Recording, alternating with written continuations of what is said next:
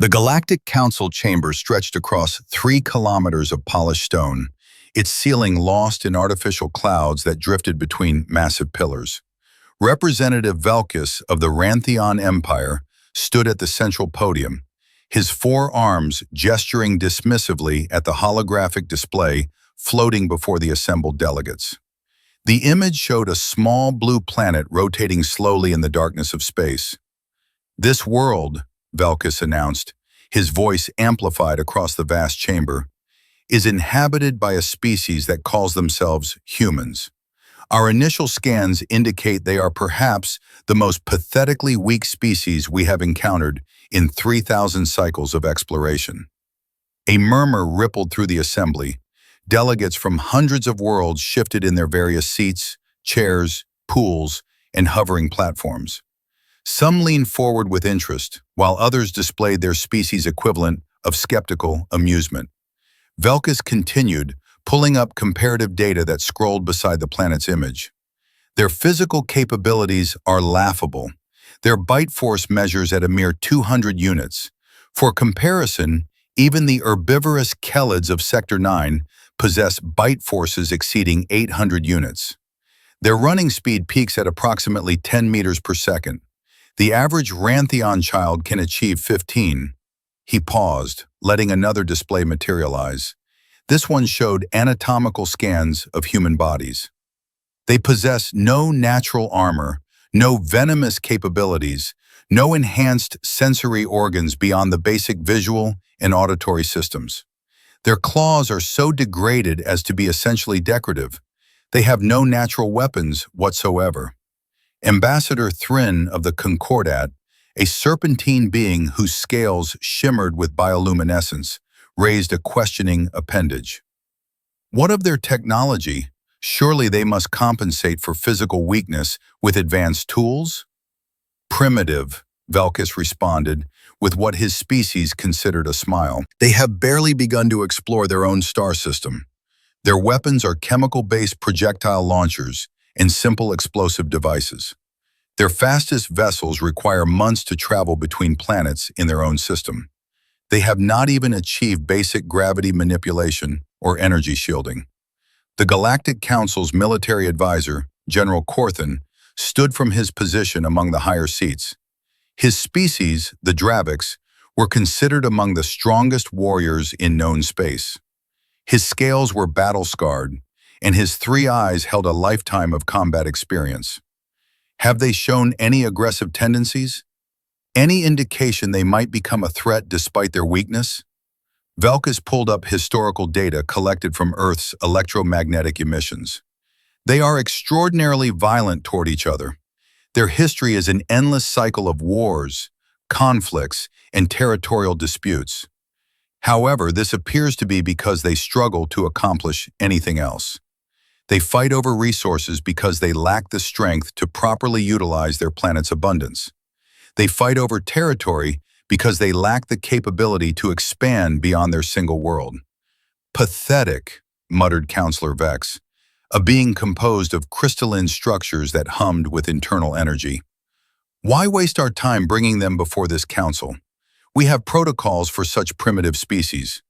Observe, but do not contact until they achieve minimum technological threshold." "I bring them to your attention," Velkus said, his tone taking on a bureaucratic edge, "because their planet sits along the proposed route for the new trade corridor between sectors 7 and 11. The Corridor Planning Committee requests permission to proceed without consideration for this species development. The standard protocols would require us to route around their system, adding several light-years to the journey." This sparked immediate debate. The trade corridor represented enormous economic opportunity, and adding distance meant adding costs. Representatives began arguing among themselves, their voices creating a cacophony of alien languages that the chamber's translation systems struggled to interpret simultaneously. General Corthan raised a manipulator for silence, and the chamber gradually quieted. "Before we make such a decision, I recommend we send a proper survey team. Not just long-range scans, but actual atmospheric and biological analysis. There may be factors we haven't considered. A waste of resources, Velkis protested. The long-range data is comprehensive. Nevertheless, Korthon insisted, his authority carrying weight, I have seen too many campaigns fail because of incomplete intelligence. If we're going to make a decision that affects this species' future, we should at least understand what we're dealing with. Send the science vessel Quantum Observer. 3 days there, 3 days for analysis, 3 days back. 9 days to be certain. The council voted. Despite Velkis's objections, Korthon's reputation and the relatively minor time investment convinced the majority. The Quantum Observer would be dispatched to Earth immediately. 9 days later, the science vessel returned to Council space. Its captain, a methodical Zentari named Kix, stood before an emergency session of the Council.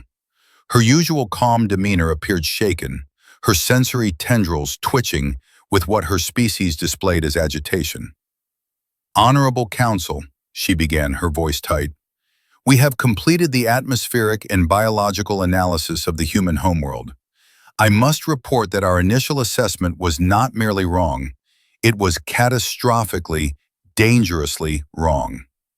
The chamber fell silent. Even Velkis, who had been preparing another dismissive comment, stopped mid-gesture. Kix activated her presentation, and the holographic display filled with detailed atmospheric data. The planet these humans call Earth possesses an atmospheric composition that is, by galactic standards, extremely hostile to life. Specifically, their atmosphere contains 21% molecular oxygen. Gasps and expressions of shock rippled through the assembly. Several delegates immediately activated their personal shields, as if the mere mention of such a high oxygen concentration posed a threat. 21%? Ambassador Thrin's scales had shifted to a pale, frightened color. That's impossible. No advanced life could evolve in such an environment. The oxidative stress alone would kill most species we know within hours, Kix confirmed. For context, the Rantheon homeworld has an oxygen concentration of 8%. The Dravik's homeworld, despite their species' legendary strength, has only 9%. The galactic average among all member species is 7.3%. Earth has nearly 3 times that concentration. She pulled up comparative data. But it gets worse. The atmospheric pressure at Earth's surface is also substantially higher than most inhabited worlds. The humans live under approximately 1.0 standard atmospheres of pressure, compared to the galactic average of 0.63. They're living in a pressure tank filled with corrosive gas, someone whispered. Essentially, yes, Kix confirmed. But we must understand what this means for their biology. Every breath they take floods their system with massive amounts of oxygen. Their cellular respiration is incredibly efficient because of this abundance.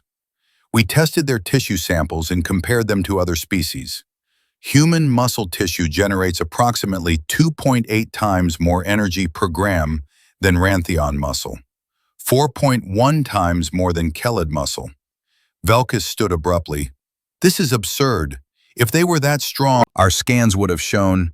Your scans measured their performance in their native environment. Kix interrupted, something her species almost never did, which indicated extreme stress. You measured a human performing normal activities while breathing atmosphere that would kill most of us. You measured their baseline. We needed to understand what happens when they leave their world. She pulled up new data, and her tendrils trembled as she continued. We created an isolated environment matching standard galactic atmospheric conditions. 8% oxygen, 0.6 atmospheres of pressure. Then we ran computer simulations of human biology in that environment based on our detailed scans. The holographic display showed the results. The numbers were staggering. In a standard galactic environment, human strength output increases by approximately 300%. Their endurance increases by even more because they're not working as hard to oxygenate their tissues. Their reaction time improves by 40% because their neural firing becomes more efficient with less oxidative stress.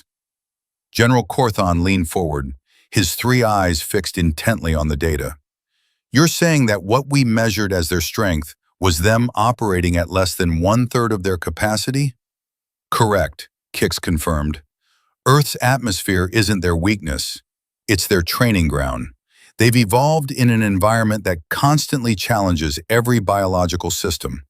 Their cardiovascular system is enormously powerful because it has to manage massive oxygen transport. Their cellular repair mechanisms are incredibly sophisticated because they have to constantly combat oxidative damage. Their immune systems are hyperactive because Earth's high oxygen levels support massive microbial diversity. She brought up more images, these showing Earth's surface in detail. Furthermore, their planet is extraordinarily hostile in other ways. Temperature variations are extreme, ranging from temperatures that would freeze most species solid to temperatures that would cause heat death. They have violent weather systems, including rotating wind vortices that achieve speeds exceeding 100 meters per second. Their world experiences regular seismic activity, and they live on thin, crustal plates floating on molten rock. Yet they thrive there, Corthan observed quietly. They don't just thrive, they dominate. Earth has enormous biodiversity despite its hostile conditions, and humans have spread to every environment on their planet. We detected their presence from the frozen poles to the hottest deserts, from high mountain peaks to deep underground. They've adapted to conditions that would kill most galactic species within minutes. Kix pulled up the final, most disturbing piece of data. There's one more factor we discovered. Earth's gravity is approximately 1.3 standard gravities. This means every human, every moment of their lives, is performing strength training simply by existing. Their bone density is nearly double that of species like the Ranthion. Their connective tissue is extraordinarily robust. They're not just chemically adapted to high oxygen, they're physically adapted to high gravity. The implications settled over the council like a heavy blanket. Velkus had returned to his seat, his four arms hanging limply. Ambassador Thrin spoke carefully. Captain Kix, let me ensure I understand correctly. You're telling us that humans appear weak because we measured them carrying approximately 300 pounds of extra weight while breathing what amounts to a corrosive gas. And even under those conditions, they seemed merely unimpressive rather than completely helpless? That is an accurate summary, yes. And if a human were to leave their planet and enter a standard galactic environment, they would become approximately 3 times stronger, several times more durable, and significantly faster? Our models suggest even more than that in some measures, yes. Additionally, their healing rate would likely increase dramatically. The oxidative stress they constantly fight against would be reduced, allowing their cellular repair mechanisms to work unimpeded. Minor wounds that take them days to heal on Earth might close in hours in our environment. General Corthan stood again, and this time his posture was entirely different. There was respect in his stance, something he rarely showed. Captain Kix, did your team have any direct contact with humans? No, General. Per standard protocols, we remained in stealth orbit. However, we did observe their activities extensively. She pulled up video footage showing humans engaged in various tasks. These individuals are performing what they consider routine construction work. Notice the loads they're carrying, the heights they're working at, the speed with which they move. The footage showed humans climbing tall structures without safety equipment, carrying loads of materials, working in teams to assemble buildings. To the council watching species who thought of themselves as fragile, it looked like watching demigods perform casual miracles. This is construction work? Someone asked incredulously. This is what they do for basic labor? Yes, and notice this. Kix highlighted one human who had slipped from a height and fallen several meters before catching himself on a lower beam. He hung there by his grip strength alone, then pulled himself up and continued working. That fall would have killed most species. The grip strength required to catch oneself like that exceeds anything a Ranthion could achieve. Yet for this human, it appears to be merely painful and embarrassing, not catastrophic. She showed more footage. Humans running for exercise, pushing their bodies for no apparent purpose except to become stronger. Humans competing in sporting events, throwing objects, lifting weights, fighting each other in controlled environments for entertainment. The sheer casual violence they subjected themselves to for fun was staggering. They intentionally damaged their muscle tissue to make it grow stronger, Kix explained. They call it exercise. They deliberately put themselves in physical stress because their biology responds by becoming more capable. Most species avoid injury because healing is costly and slow. Humans seek out moderate injury because their healing is so robust that controlled damage makes them stronger. The council chamber remained silent for a long moment. Finally, Counselor Vex spoke, their crystalline structure humming with a frequency that indicated deep thought.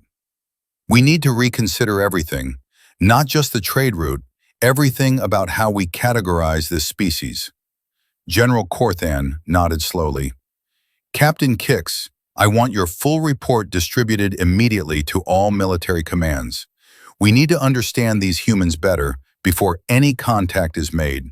If even a fraction of what you're suggesting is accurate, first contact protocols will need to be completely rewritten. There's one more thing, Kix said quietly. We analyzed their entertainment broadcasts, their fiction. We wanted to understand their psychology.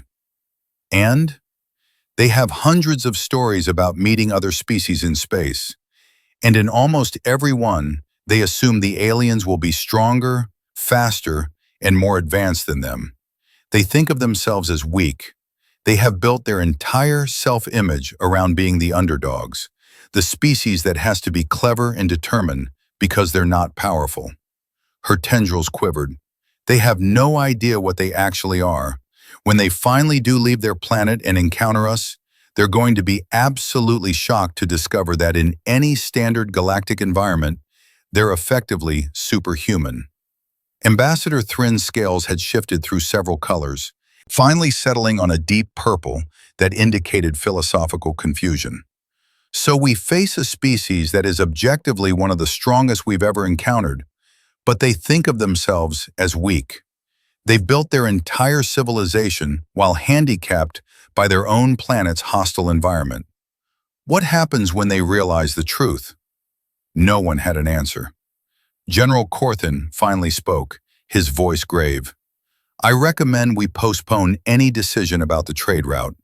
More importantly, I recommend we prepare first contact protocols that take into account not just their physical capabilities, but their psychology. If we approach them as the weak species they believe themselves to be, we may accidentally insult them. If we approach them in fear of their strength, we may provoke defensiveness. Agreed, said Valkus, his earlier dismissiveness completely gone. I formally withdraw my proposal regarding the trade route. The Council needs more time to study this situation. The vote was unanimous. Captain Chix remained at the podium as the Council members discussed the implications among themselves. She looked at the holographic image of Earth still rotating in the center of the chamber, that beautiful blue planet with its swirling white clouds and green-brown continents. It looked so peaceful from space. Nothing about it screamed danger. But Chix knew better now. That planet was a crucible, a forge where every living thing had to be strong just to survive.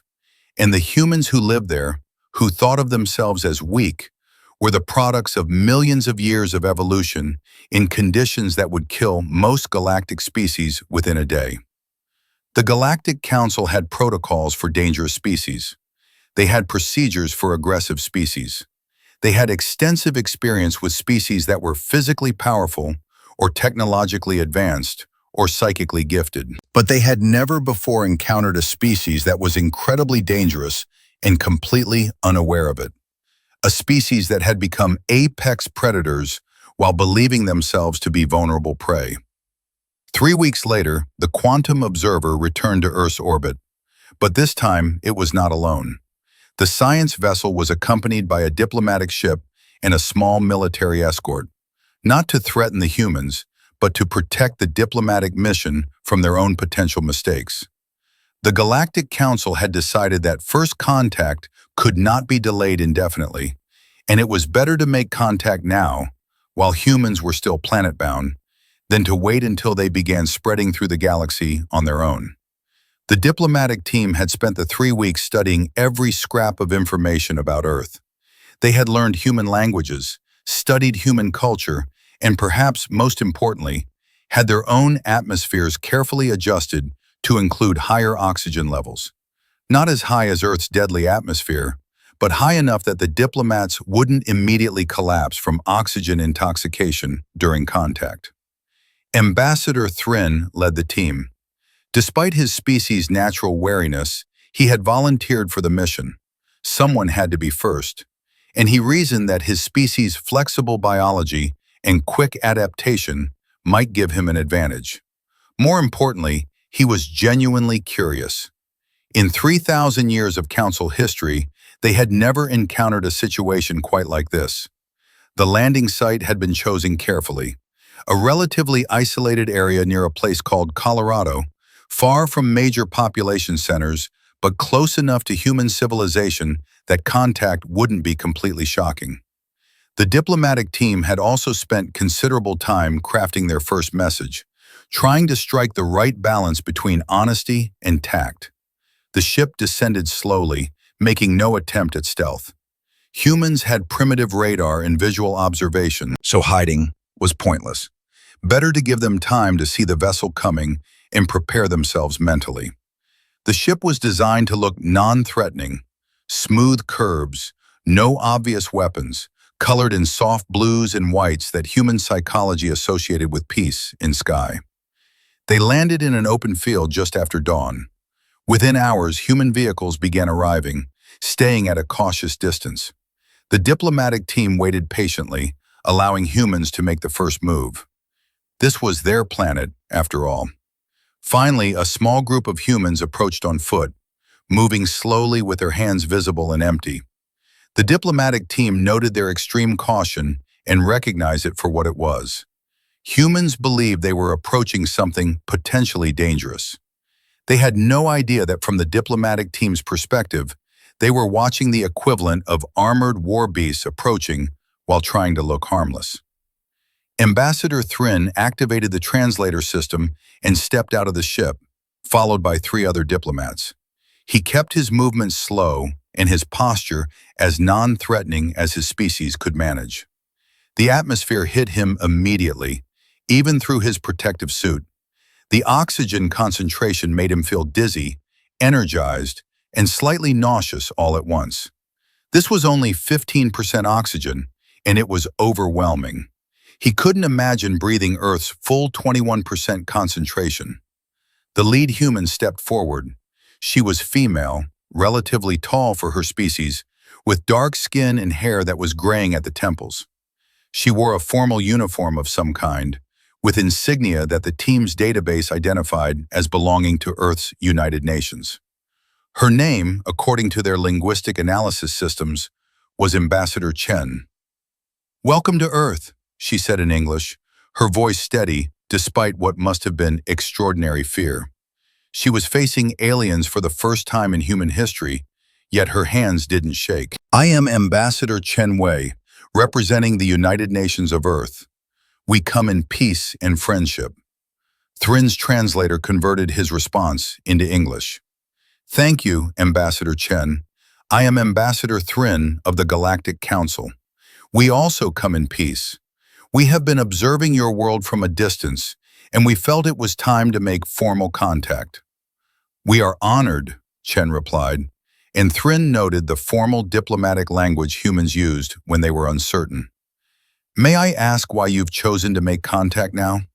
We are, as you surely know, still a young, spacefaring civilization." Here was the delicate moment. How to explain that they had initially dismissed humanity as too weak to bother with, then discovered they were actually terrifyingly powerful? Thrin had rehearsed this moment dozens of times. "Ambassador Chen, my people and others in the Galactic Council have been exploring space for thousands of years. In that time, we have encountered hundreds of species and visited thousands of worlds. We have certain expectations about what planets can support life, what kinds of environments produce intelligent species, and what those species might be capable of. He paused, trying to find the right words. Your planet has challenged all of those expectations. Earth is unlike any inhabited world we've encountered. Your atmosphere, your gravity, your environment, they are extreme by galactic standards. We came to understand you better because we realized our initial assumptions were incorrect. Chen's expression shifted slightly, showing what the team's psychological analysis suggested was curiosity mixed with wariness. Incorrect in what way? We underestimated you, Thrin said simply. Badly. We looked at humans performing ordinary tasks in your native environment and thought we understood your capabilities. We were wrong. Earth is what we might call a high-gravity, high-oxygen world. Most species in the galaxy evolved on planets with approximately 60% of Earth's gravity and one-third of your oxygen concentration. He could see Chen processing this information, her eyes widening slightly. She was making the connections, understanding the implications. You're saying that Earth is an unusually harsh environment? She asked carefully. Harsh is an understatement. Ambassador Chen, if I were to remove this protective suit and attempt to breathe your atmosphere directly, I would experience oxygen toxicity within minutes. The concentration of oxygen in Earth's air is nearly 3 times what my species considers safe. The gravity is crushing by our standards. A Ranthion, one of the stronger species in the Council, would struggle to walk under Earth's gravity. They would need mechanical assistance just to move around your planet's surface.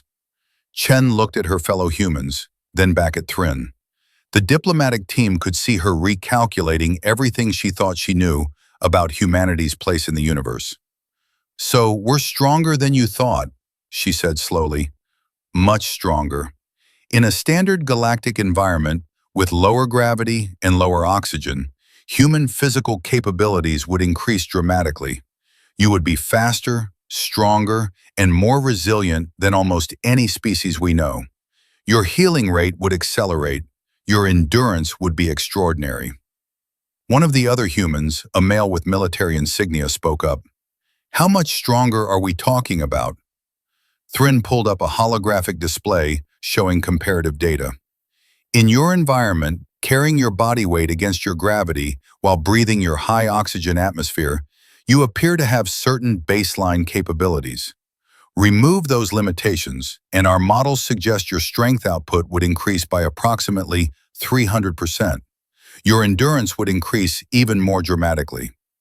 The humans stared at the data, clearly struggling to accept it. You're telling us, Chen said carefully, that we've been living our entire existence under what amounts to weighted training conditions?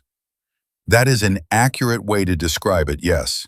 Every movement you make requires more effort than it would for species from standard planets. Yet you don't just survive under these conditions. You thrive. You've built a global civilization, developed advanced technology, and spread to every environment on your planet. Another human, this one wearing the insignia of a scientist, spoke up. This explains so much about the Fermi paradox. We always wondered why we didn't see evidence of other civilizations, why space seemed so empty. We assumed any spacefaring species would be stronger and more capable than us. Yes, Thrin said gently. You assumed you were weak because you only knew your own environment. You built your entire civilization while handicapped by your planet's extreme conditions, never realizing that those conditions were extreme. The humans talked among themselves for a moment. The diplomatic team watched, fascinated by the rapid pace of their communication and the quick way they seemed to process and accept new information. This was another adaptation to their environment, Thrin realized. In a harsh world, the ability to quickly assess new situations and adapt was survival critical. Ambassador Chen turned back to them. Ambassador Thrin, this is a lot to process. You've essentially told us that everything we thought we knew about our place in the universe is wrong. I understand this is shocking. Take whatever time you need. We will, but I have to ask, why tell us this now? You could have continued observing without making contact. You could have kept this information to yourselves. Thrin appreciated the question. It showed strategic thinking. Several reasons. First, you were beginning to expand beyond your planet. Your space stations and satellite networks made it clear that you would eventually reach other worlds. We wanted to make contact before you encountered the Council unprepared. Second, there was a proposal to route a major trade corridor through your system without consideration for your development. We stopped that proposal, but it made us realize we couldn't simply continue observing indefinitely. And third, honestly, because it seemed wrong to let you continue believing you were weak when you are actually remarkably strong. That's surprisingly principled of you. The Galactic Council has made mistakes in the past. We've learned that honesty, even difficult honesty, tends to lead to better outcomes than deception or negligence. Humans deserve to know the truth about themselves. Chen nodded slowly. What happens now? What does the Galactic Council want from us? Nothing immediate, Thrin assured her. We would like to establish formal diplomatic relations, share information, and help you join the galactic community when you're ready. But there's no pressure, no timeline. You can proceed at whatever pace feels comfortable. And if we choose not to join, if we prefer to develop independently, that is entirely your right. The Council respects the sovereignty of all species. We would continue to honor your claim to your solar system and leave you in peace. Though I suspect once you begin encountering the wider galaxy, you'll find membership beneficial. The humans conversed among themselves again, and Thrin took the opportunity to observe them more carefully. Even in this stressful situation, they moved with controlled grace. Their body language was complex and nuanced. Their environmental suits were primitive but functional, showing good engineering instincts. These were people who had adapted to a hostile world by becoming harder, smarter, and more resilient. Ambassador Chen spoke again. We'll need to consult with our governments, with our people. This is not a decision one person or even one nation can make. But I want to thank you for your honesty, Ambassador Thrin. You could have approached this contact in many different ways. You chose to treat us with respect and forthrightness. You deserve no less. Humans have accomplished something remarkable. You've built a civilization under conditions that most species would find impossible. That achievement deserves respect. The first contact meeting continued for several more hours. The diplomatic teams exchanged basic information, established communication protocols, and made arrangements for future meetings. Throughout it all, Thrin watched the humans carefully. They were cautious but not fearful, curious but not naive, strong but not aggressive. They asked good questions and listened carefully to the answers. As the meeting concluded and the humans prepared to leave, the female military officer who had spoken earlier approached Thrin. Ambassador, can I ask you something personal? Of course. When you first saw us, before you knew about our environment, what did you think of us? Thrin considered lying, considered softening the truth. But these humans had been lied to by their own planet for their entire existence. They deserved honesty. We thought you were weak, pathetically so. We thought you were barely worth noticing. The officer nodded, unsurprised. And now? Now I think we're lucky to be meeting you while you're still planet-bound and peaceful. A few centuries from now, when you've spread through the galaxy and realize what you're capable of, you could be the most formidable species in known space. Not because you're aggressive, but simply because you're so much stronger than you realize. The officer smiled, a very human expression that showed teeth. That's what I wanted to hear, not because I want us to be feared, but because I want us to be respected. We've spent our entire history fighting our own planet just to survive. It would be nice to know that struggle meant something. It meant everything, Thrin said quietly. It made you who you are. The humans returned to their vehicles and departed. The diplomatic team returned to their ship, exhausted from hours of breathing the high oxygen atmosphere even through their suits. As they ascended back into orbit, Thryn looked down at Earth through the viewport. "What do you think?" asked one of his fellow diplomats. "Did we handle that correctly?" "I think we did the best we could with an unprecedented situation. How do you tell a species that they're living in the galactic equivalent of a pressure tank at the bottom of a deep ocean? How do you explain that every ordinary thing they do requires strength that would be considered superhuman anywhere else?" They took it well. They did, better than I expected, though I suppose we shouldn't be surprised. Psychological resilience would be just as necessary as physical resilience on a world like Earth. Thryn watched the planet recede. "I wonder what happens now. How long before they start exploring beyond their system? How long before some human steps off a ship onto a standard gravity planet, takes a breath of normal atmosphere, and realizes they can suddenly jump twice as high and run 3 times as fast? The galaxy is going to be very surprised." That's an understatement. The humans have been training in what amounts to a harsh gym their entire species' existence. When they finally step out into the wider galaxy, it's going to be like removing weighted training equipment. Every human will effectively become an Olympic athlete compared to standard galactic species. "Do you think they'll be aggressive? Try to dominate?" Thryn considered this. "I don't think so. Their fiction suggests they've always imagined aliens as being superior to them. They've built their entire self-image around being clever survivors rather than powerful conquerors. I think they'll be genuinely shocked to discover they're the strong ones. And species that are surprised by their own strength tend to be more cautious about using it than species that have always known they were powerful." "Let's hope you're right." Back on Earth, Ambassador Chen stood in a secure briefing room, surrounded by government officials, military commanders, and scientists. The room buzzed with excited conversation as people processed the implications of first contact. "So we're accidentally badass," said one general, putting it more bluntly than the diplomats would have. "We've been living in hardcore mode without realizing it." A scientist pulled up data on a screen. "It makes sense when you think about it. Earth's oxygen levels are unusually high because of our plant life. Most planets probably don't have such aggressive photosynthesis. And our gravity is on the higher end of what could support life. We evolved under conditions that forced us to be strong just to move around." "What concerns me," said a military advisor, "is what this means strategically.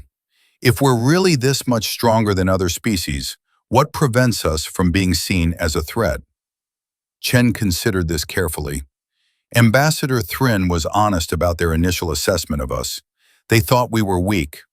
Now they know better, but they chose to approach us peacefully and warn us about the truth. That suggests the Galactic Council values cooperation over domination. "Or they're afraid of what we might become," someone muttered. "Possibly both," Chen admitted. "But I don't think we should let fear guide our response. The Council had the option of never making contact, of simply avoiding us. They chose transparency instead. We should respond in kind." "How do we even begin to explain this to the general public?" asked the communications director. "How do we tell people that we've been living in the galactic equivalent of a weighted training vest our entire lives?" "Carefully," Chen said. "But honestly, people deserve to know the truth. And frankly, I think most people will react with more excitement than fear. Humans have always loved the underdog story. Well, it turns out we've been the underdogs fighting against our own planet, and we won. That's something to be proud of." The discussions continued late into the night, but Chen found herself thinking about that moment when Ambassador Thryn had admitted they initially thought humans were weak. There was something refreshing about that honesty, something that suggested the Galactic Council, for all their advanced technology and thousands of years of history, were still capable of making mistakes and learning from them. Over the following weeks, the news of first contact spread across Earth. The initial reaction was indeed excitement rather than fear. Humans learned that their planet was more hostile than they'd realized, that they were stronger than they'd known, and that the wider galaxy was full of species who were, frankly, shocked by Earth's harsh conditions. The response was very human. Within days, extreme sports enthusiasts were posting videos online with titles like "Training for Low-Gravity Olympics" and "How Strong Am I Really?" Fitness communities began speculating about what human athletes could achieve in lower gravity. Scientists started planning experiments to test human capabilities in different atmospheric conditions. But there was also a more thoughtful response. Philosophers and ethicists debated what this new knowledge meant for humanity's place in the universe. Religious leaders discussed how this fit into various belief systems. Educators began updating curriculum to include information about comparative planetary conditions and galactic diversity. The Galactic Council, watching from orbit, was fascinated by the response. Most species, upon learning they were significantly stronger than their galactic neighbors, would have reacted with either fear of their own power or aggressive posturing. Humans did neither. They were excited, curious, and already making jokes about it. "They're laughing," observed Captain Kix, monitoring Earth's communications from the Quantum Observer. "They just learned they're essentially superhumans by galactic standards, and they're making memes about it." Ambassador Thrin, who had remained in orbit to monitor the situation, nodded. "Humor is how they process stress. It's an adaptation, like everything else about them. They've faced countless threats on their hostile planet, and they learned to laugh at danger because fear would be overwhelming otherwise." "It's actually quite healthy," Kix admitted, "better than the paranoia or aggression we might have expected." 6 months after first contact, the first official exchange program began. A group of human scientists and diplomats traveled to a Galactic Council station in a nearby system.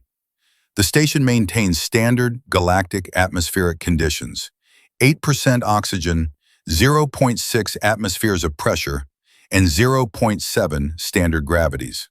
The humans stepped off their transport ship wearing light environmental suits, not because they needed them to survive, but because the Council had insisted on taking precautions. Within the station's carefully controlled environment, the humans were asked to participate in a series of simple physical tests. The goal was to establish baseline capabilities for future reference. The results exceeded even the most optimistic predictions. A human scientist named Dr. James Okonkwo stepped onto a scale designed for measuring the strength of various species. The test was simple: grip the handles and squeeze as hard as possible. The previous record, held by a Dravix warrior, was 2,000 units. Dr. Okonkwo squeezed.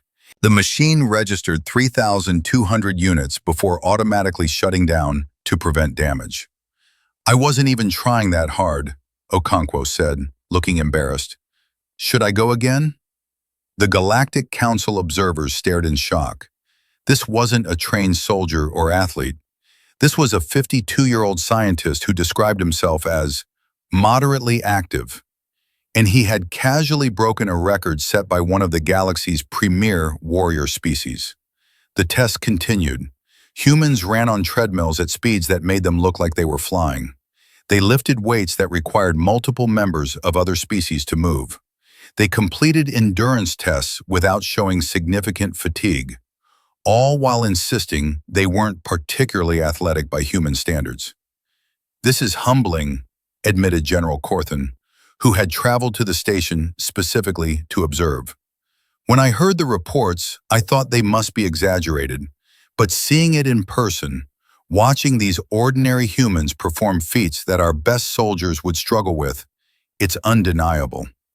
Earth didn't just produce a strong species, it produced something unprecedented." That evening, there was an informal gathering in the station's common area.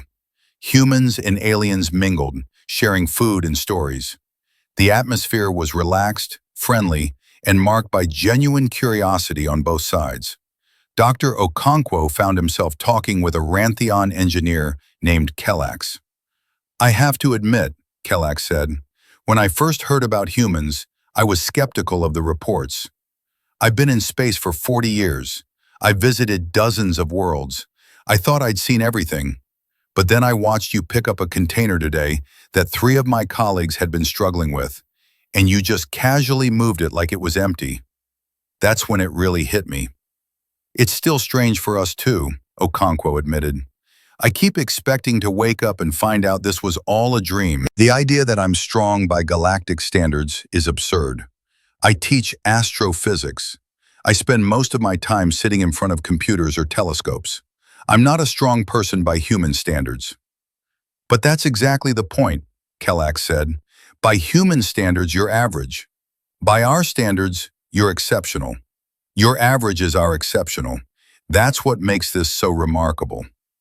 They were joined by a young human named Lieutenant Sarah Martinez, who had been part of the military contingent. I've been thinking about this a lot, she said, about what it means that we're stronger than we knew. Because it's not just physical strength, is it? If we evolved under harsh conditions, that would affect our psychology too. How so? Asked a Zentari psychologist who had been listening nearby. Well, think about it. Humans are stubborn. We're persistent to the point of being annoying sometimes. We don't give up easily. We've built entire cultural values around perseverance and determination. Maybe that's not just cultural. Maybe that's biological. Maybe we're stubborn because any of our ancestors who gave up easily died.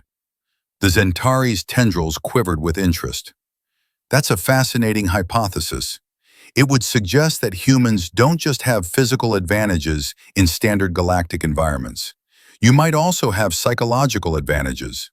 Higher tolerance for stress, greater resilience in the face of setbacks, more willingness to attempt difficult tasks.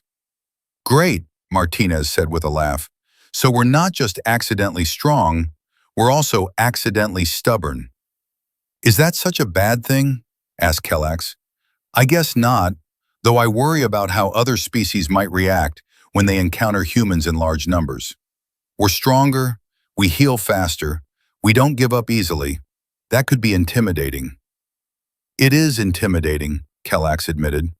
But you're also friendly, curious, and apparently fond of humor. That helps. If humans were strong and aggressive, that would be frightening. But you're strong and sociable. That's just unusual.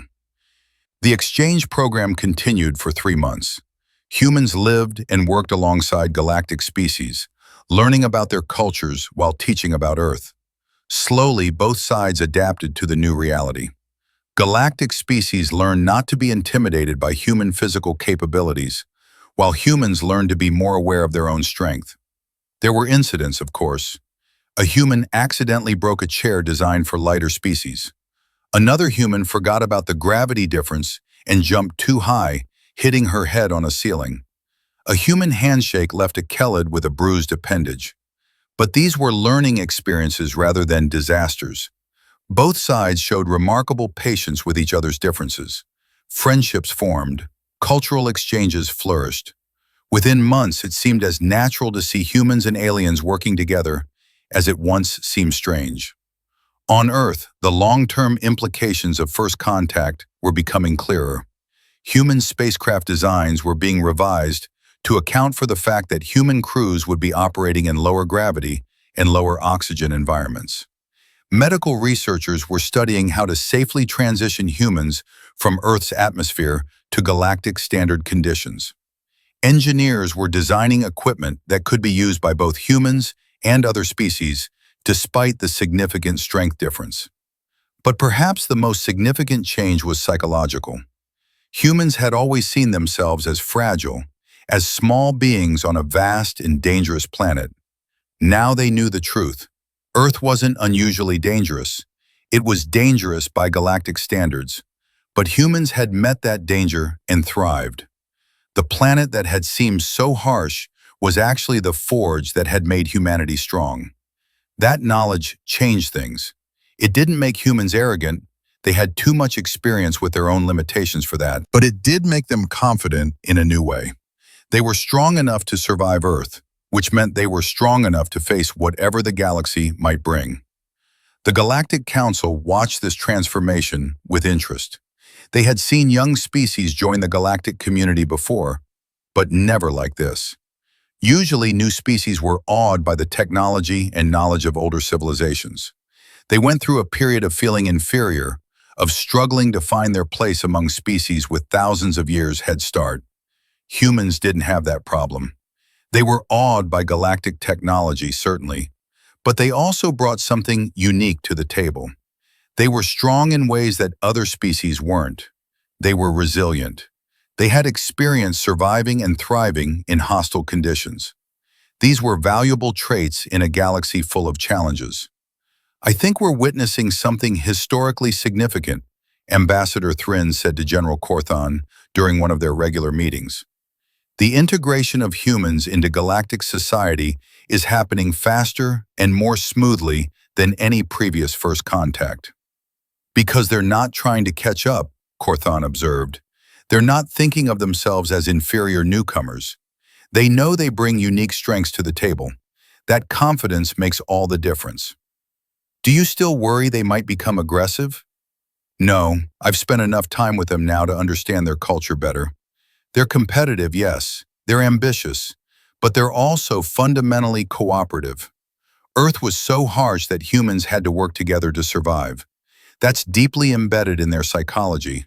They compete within their groups, but they cooperate with others who show them respect." Thrin nodded. "The Council made the right choice, making contact when we did. Can you imagine if we'd waited?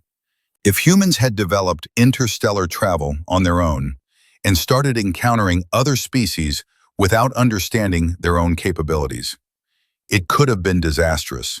Humans thinking they were weak, overcompensating with aggression. Or worse, other species attacking humans, thinking they were easy prey, only to discover too late that they'd provoke something incredibly dangerous. Instead, we have this: peaceful integration, mutual respect, and the beginnings of genuine friendship between species. It's a good outcome, perhaps the best possible outcome. 5 years after first contact, the first human colony was established on a planet in Council space. The planet, named New Horizon, had standard galactic conditions: lower gravity, lower oxygen, milder weather than Earth. For humans, it was paradise. They could move with ease, their strength and endurance seemed limitless, and the environment posed no challenges at all. But the humans didn't establish New Horizon as an isolated colony. They designed it as a shared world, inviting other species to settle alongside them. The city that grew there was unique in galactic history. Buildings designed to accommodate different species, parks and recreation areas with adjustable gravity zones, cultural centers celebrating both human and alien traditions. What made New Horizon remarkable wasn't just that humans and aliens lived together, it was how they complemented each other. Humans provided strength and endurance for physical tasks. Other species provided different advantages. Zentari were brilliant at detailed analysis. Rantheon were masters of complex systems management. Kelid had perfect memory recall. The combination was more effective than any single species could be alone. This became the model for human integration into galactic society, not as conquerors or subordinates, but as partners. Humans brought their unique strengths, learned from other species' knowledge, and contributed to the galactic community in ways that benefited everyone. The trade route that had started the whole situation was eventually built, but it included stops at Earth and human colonies. What had been seen as a choice between economics and ethics became an opportunity for mutual benefit. Humans gained access to galactic markets and technology. The galaxy gained access to human goods and labor. Everyone profited. 10 years after first contact, Ambassador Chen stood on the observation deck of the Galactic Council's central station, looking out at the stars. She was older now, her hair completely gray, but still sharp and energetic. Ambassador Thrin stood beside her, his scales now showing traces of age as well. "Do you ever regret how this all started?" Chen asked. "The fact that you initially dismissed us as weak?" Thrin made his species gesture for rueful acknowledgement. Every day, it was a profound failure of judgment on my part. I looked at the data and made assumptions based on what I thought I knew. I didn't stop to question whether my assumptions might be wrong. But you corrected the mistake. You could have simply avoided us, never made contact. Instead, you came to Earth and told us the truth, even though it meant admitting you'd been wrong. It seemed like the right thing to do, and I'm glad we did. These past 10 years, watching humanity join the galactic community, it's been extraordinary. You've changed the Council in ways I never anticipated. How so? You've reminded us that strength comes in many forms. For thousands of years, the Council operated under certain assumptions about what species could and couldn't do, about what was normal and what was extreme.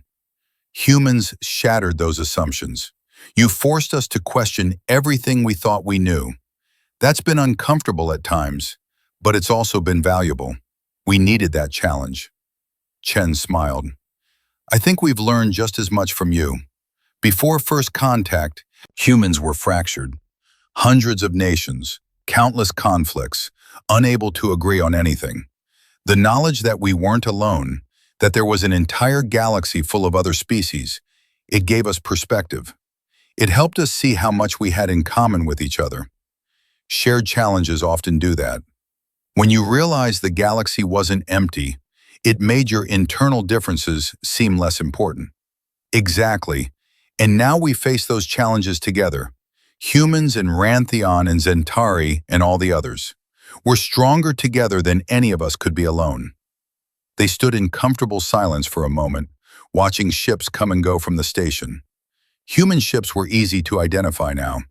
They had a distinctive design aesthetic that reflected their origins. Robust, efficient, with safety margins that other species considered excessive, but humans saw as merely prudent. Born on a harsh world, humans built everything to survive worst-case scenarios. What do you think happens next? Thrin asked. Where does humanity go from here? Chen considered this. I think we keep doing what we've been doing, exploring, learning, building. We'll make mistakes, certainly. We're still young as a spacefaring species, but we'll learn from those mistakes, just like we learn from Earth's harsh lessons. And we'll keep working with other species, keep contributing to the galactic community. No ambitions to dominate? To use your strength to carve out an empire? Why would we? Earth taught us that survival isn't about dominating others. It's about adapting, persevering, and working together. Those lessons apply just as much in space as they did on our home planet. Thrin's scales shifted to a color that indicated deep satisfaction. That's what I hoped you'd say. The galaxy has had enough empires, enough species that tried to dominate through strength alone. What we need now are partners who understand that true strength lies in cooperation. Then that's what we'll be. Partners, friends, fellow travelers among the stars. As they spoke, a new ship entered the docking bay. Its design was unlike anything in the galactic database, sleek and innovative. The ship had been built in a joint human-Zentari shipyard, combining human engineering with Zentari technology. It represented the future, not human or alien, but both, working together to create something neither could have achieved alone. Chen watched the ship dock and felt a surge of pride. Humanity had come so far in just 10 years. They had gone from believing themselves weak and alone to understanding their true strength and finding their place among the stars. But more importantly, they had done it without losing sight of what made them human. Their curiosity, their determination, their capacity for friendship and cooperation. The galaxy had thought humans were weak. They had been spectacularly wrong. But that mistake had led to something beautiful. It had led to understanding, respect, and genuine partnership between species that might otherwise have never connected. Earth's harsh environment had forged humanity into something remarkable. But humans had chosen to use that strength not for conquest, but for cooperation. Not to dominate, but to contribute. That choice, more than their physical capabilities, was what made them truly exceptional. As Ambassador Chen turned away from the observation window, ready to return to her duties, she thought about all the humans back on Earth and in the growing colonies. They were still discovering what they were capable of, still learning to use their strength wisely, but she had faith in them. They had survived Earth, after all. They had thrived under conditions that would kill most species. If they could do that, they could handle whatever challenges the galaxy might bring. The galaxy had said humans were weak, but the truth was revealed in Earth's air, in its gravity, in every aspect of its harsh environment. Humans weren't weak. They had never been weak. They were survivors, warriors, and builders who had been training in the galaxy's most challenging gym their entire existence. And now, finally, they understood what they truly were. The future was bright, and it belonged to humans and aliens together. Partners among the stars, learning from each other, growing stronger together. That was the truth that had been hidden in Earth's deadly atmosphere all along. Humans weren't meant to be alone on their harsh world. They were meant to venture out, to meet other species, and to show the galaxy that strength without wisdom is meaningless, but strength combined with compassion could change everything. And so the story of humanity's first contact became legend throughout the galaxy, not as a tale of conquest or submission, but as a story of discovery, mutual respect, and the beginning of a new era. The humans who had thought themselves weak had found their true strength, and in doing so they had made the entire galaxy stronger.